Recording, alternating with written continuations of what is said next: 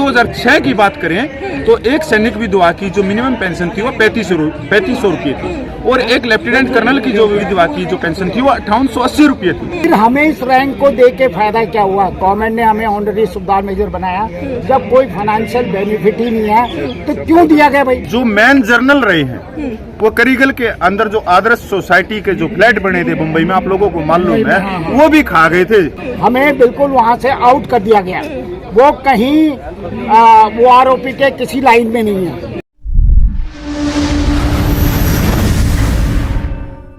नमस्कार, मैं sural Bhardwaj news TV देख रहे हैं आप। जल्द ही होली आने वाली है और देश के जो सैनिक है वो सैनिक अगवाओं को लेकर के लगातार यहाँ पर धरना प्रदर्शन कर रही है। क्या ऐसा हुआ कि जब मोदी जी हमेशा ये सरकार बात करती थी जवानों के लिए, उन्होंने ही जवानों के जो अधिकार थे उसको छीन के बैठ गए हैं?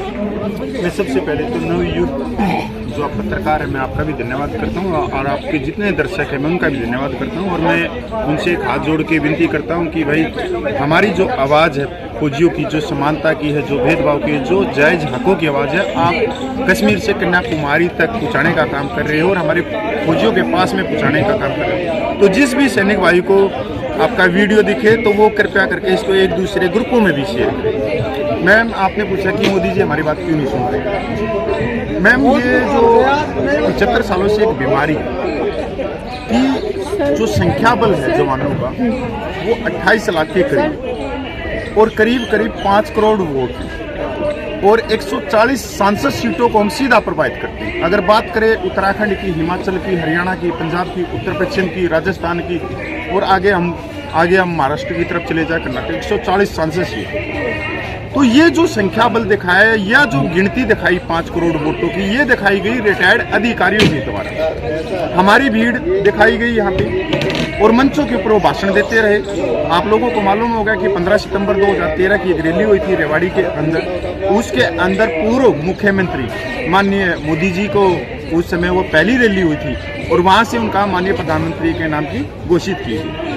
पर हमारे जो 97% जवान जीएसयू थे जो रिटायर्ड थे वो दरी कुर्सी बिछाते रह गए और मंचों के ऊपर वो भाषण देते हुए कोई राज्यपाल बन गया, कोई सांसद बन गया, कोई कुछ बन गया। हमारे को उससे भी कोई दिक्कत नहीं।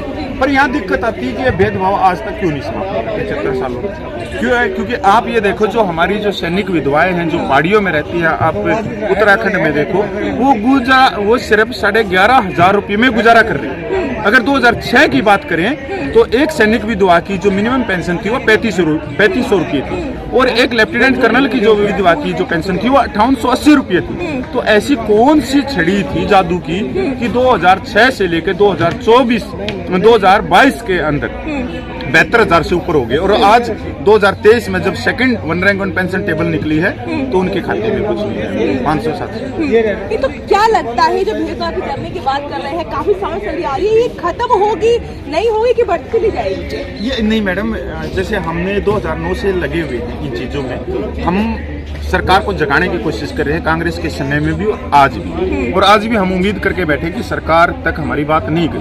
तो संख्या बल आप लोगों ने देखा होगा 20 फरवरी को कि बहुत पूरे देश के कोने कोने से यहाँ पूर्व सैनिक यहाँ पूछे, और आज ये वर्कशॉप सा चल रहा है कि यहाँ पर सैनिक आ रहे हो, अपनी मांगों के बारे में पता कर रहे हो और वहाँ जाके गांव-गांव में जागरूक भी कर रहे हैं। आने वाले समय में पता नहीं, तो एक सुख मोर्चा का निर्माण है तो वो क्या डिसीजन लेता है कि रामलीला ग्राउंड में होगी बड़ी रैली, क्या होगा वो आने वाला समय बताएगा। पर हाँ, हम आपके चैनल के माध्यम से बताना चाहते हैं कि आज भी हमारे को सरकार पर, माननीय प्रधानमंत्री पे विश्वास है कि जो 18 घंटे जो सरकार काम कर रही है तो उसके पास में बात हमारी जानी चाहिए। पता नहीं जा क्यों नहीं रही, क्योंकि ये दीवार जो बनी हुई है ना बीच की और जो बनाई गई है 75 सालों में, ये कंकर, ईंट, लोहे, मतलब कठोर दीवार बनाई है जिसको तोड़ने का हमारा प्रयास है, और उसमें हम बहुत सारे कामयाब भी हुए। कठोर दीवार बनाई गई है, क्या सरकार सुनना चाहती है, सुन रही है, सुन के अनदेखा कर रही है? आप उत्तराखंड से आप क्या कहना चाहेंगे? मेरे हिसाब से तो सरकार अनसुना कर रही है। सरकार ब्यूरोक्रेसी के सिग्नल पे चल रही है, और जो भी हमारा 7th पे कमीशन में ये जो घाटा किया गया ब्यूरोक्रेसी द्वारा किया गया है। बिकॉज की 7th पे कमीशन से पहले हम लोगों की ग्रेड पे बनती थी, हमारा ग्रेड पे को खत्म करके MSP दे दी, अगर मैं सूबेदार हूँ तो मेरी ग्रेड पे बनती थी 4,600, वो 4,600 हटा के 5,200 हमारी MSP कर दी गई और यहाँ से हमें हटा दिया गया। सिविल में देखो पुलिस वालों को ग्रेड पे भी मिलती है, पुलिस भत्ता भी मिलता है, सचिवालय वालों को सचिवालय भत्ता भी मिलता है। तो जब हमने आर्मी में नौकरी की है तो हमें मिलिट्री सर्विस पे पूरी मिलनी चाहिए और हमारी ग्रेड पे भी लागू होनी चाहिए। या तो ग्रेड पे पूरी सेंट्रल गवर्नमेंट की खत्म करो या हमें भी दो। तो और आप लोग को इस समय कितनी मिल रही है ये चीज? हमें ग्रेड पे कुछ नहीं मिल रही है। मैट्रिक्स पे मैट्रिक्स सेट कर दिया गया और पे मैट्रिक्स में वो उतना कम कर दिया गया और हमें MSP देके एक एहसान कर दिया गया जिसमें 400-500 रुपए हमें सिर्फ फालतू मिले और बाकी हमारा घाटा हो गया। MSP तो भी क्या हमें ये समझा जाए तो 1 रैंक 1 पेंशन जो बनी है, क्या वो मोदी सरकार की सबसे बड़ी गलती निकल के आ रही है? बिल्कुल ये बहुत बड़ी गलती निकल के आती है, विसंगति है ये। अभी मैं ऑनरी सूबेदार मेजर अमर सिंह हूँ, मैं ऑनरी नायब सूबेदार को भी पेंशन बढ़ के मिलती है। हर रैंक को जो ऑनरी है, ऑनरी सूबेदार मेजर को कोई पेंशन बढ़ के नहीं मिलती है। एक पॉइंट मेरा ये भी है, हमें बिल्कुल वहाँ से आउट कर दिया गया। वो कहीं वो आरोपी के किसी लाइन में नहीं है। तो फिर हमें इस रैंक को दे के फायदा क्या हुआ? गवर्नमेंट ने हमें ऑनरी सूबेदार मेजर बनाया, जब कोई फाइनेंशियल बेनिफिट ही नहीं है तो क्यों दिया गया भाई? क्यों आप अननेसेसरी मैं एक सूबेदार ही लिखूं, मैं ऑनरी सूबेदार मेजर इतना लंबा क्यों लिखूं भाई? तो आपने अगर हमें रैंक दिया तो एक सवाल का और भी जवाब मिलेगा। क्या लगता है कि इसको खत्म हो जाना चाहिए 1 रैंक पेंशन को? नहीं मैडम, पहले तो मैं एक सवाल का और जवाब जो आपने मेरे से पूछा था कि भाई जो आप यहाँ पे धरना प्रदर्शन आज 14वां दिन चल रहा है तो उसकी जागरूकता कहाँ तक गई है? तो आपके सामने उत्तराखंड के हमारे सम्मानित पूर्व सैनिक खड़े हैं और उत्तराखंड देवभूमि भी है और पूर्व सैनिकों की धरती है। हर घर में वीर सैनिक है। तो ये इनसे सवाल पूछो कि उत्तराखंड में आज कितने सैनिक जागरूक हैं और अगर कोई दिल्ली में रामलीला ग्राउंड में बड़ी कॉल होती है तो वहाँ से कितने सैनिक आ सकते हैं? क्या हजारों में आ सकते हैं? तो बहुत ही शॉर्ट में ये बिल्कुल उत्तराखंड से हजारों की संख्या में सैनिक यहाँ आएंगे और हम पूरा समर्थन देंगे इसको, है ना। जब भी हमारे लिए ऊपर से हुक्म आएगा, हमारे जो लीडर हैं, जब भी हुक्म आएगा हम पूर्व सैनिक कंधे से कंधा मिला के इस लड़ाई को जीतेंगे। आप लोग अधिकारियों की बात करते हैं कि उन्होंने बीच में गड़ा घोटाला किया है, तो अगर अधिकारियों का संपर्क करना चाहे, कुछ कहना चाहे, क्या आप उनकी बात सुनने में सहमत होंगे? मैडम देखो, यहाँ पर देश के अंदर अलग अलग ग्रेड में नौकरियां हैं। IPS IAS उनका स्टेटस बहुत ऊपर होता है और IAPS IAS स्टेटस भी जो बनते हैं, जो IAS IPS या MBBS जो भी है वो भी किसान मजदूरों के बच्चे हैं। अभी कोई चतुर्थ श्रेणी में जो सफाई कर्मचारी है उसका लड़का IPS बन गया, उनकी यूनियन अलग है, क्या वो अपने पिताजी को उसमें काम करने देंगे? या IPS आके सफाई कर्मचारी की यूनियन में काम करने लग जाएगा?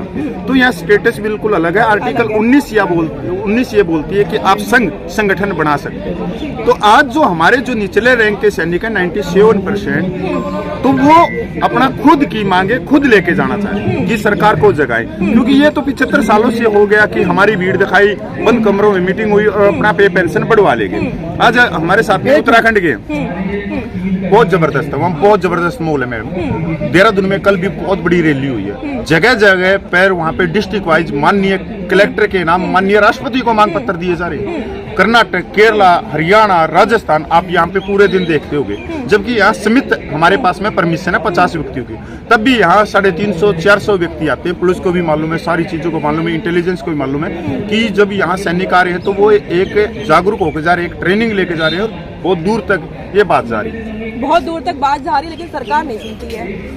सरकार ना सुने पर हम लोग तो डटे हुए इधर बैठे हैं, हम नहीं जाएंगे जब तक सरकार नहीं सुनेगी। बिल्कुल, क्योंकि हम अपना घर बार छोड़कर इधर आए हैं। हर स्टेट के, केरला के, कर्नाटका के, उत्तराखंड के, सभी जगह से आए हैं। हम लोग मैदान छोड़कर भागने वालों में नहीं है, हम लोग भी फौजी हैं। मोदी सरकार कहती है उत्तर पूर्वी में जब भ्रष्टाचार हुआ करता था वो अब हमने मिटा दिया है, लेकिन जब यहाँ सैनिकों में भ्रष्टाचार चल रहा है उसको मिटाने की जिम्मेदारी किसकी आती है? ये सरकार क्या थी मैडम? देखो, सरकार बोलती है कि रक्षा बजट का पेंशन में 65% हिस्सा चला जाता है। मैं ये कहता हूँ कि आप किसी भी कैंटोनमेंट क्षेत्र में चले जाओ, वहाँ जिप्सियाँ घूमती रहती है, कभी कुत्तों को लेके आ रही है, कभी अधिकारियों को बच्चों को स्कूल छोड़ के जा रही है, कभी लेके आ रहे हैं, कभी वो सब्जियाँ खरीदने आ रही है, बहुत लंबे लेवल पे। आप यहाँ तक देखो कि जो मैन जर्नल रहे हैं वो करीगल के अंदर जो आदर्श सोसाइटी के जो फ्लैट बने थे मुंबई में, आप लोगों को मालूम है, वो भी खा गए थे। जर्नल बड़े बड़े रैंक के वो फ्लैट खा गए थे तो सरकार से मिलके, मतलब जो करीगल में शहीद हुए उनके लिए एक योजना बनाई कि उनकी वीर नारियों को देंगे फ्लैट, उनको ना मिलके वो खुद ही गप गए। जब इसके ऊपर इंक्वायरी हुई तो जो मौजूदा वर्तमान सरकार ने है 2017 में क्या कहा, ठीक है भाई ये इनको ये सजा देते कि आगे से इनको कोई सरकारी नौकरी नहीं मिलेगी, क्योंकि रिटायरमेंट होने के बाद में कोई राज्यपाल बन जाता हुआ 65 साल के बाद में तुम यही सजा दे रहे हो।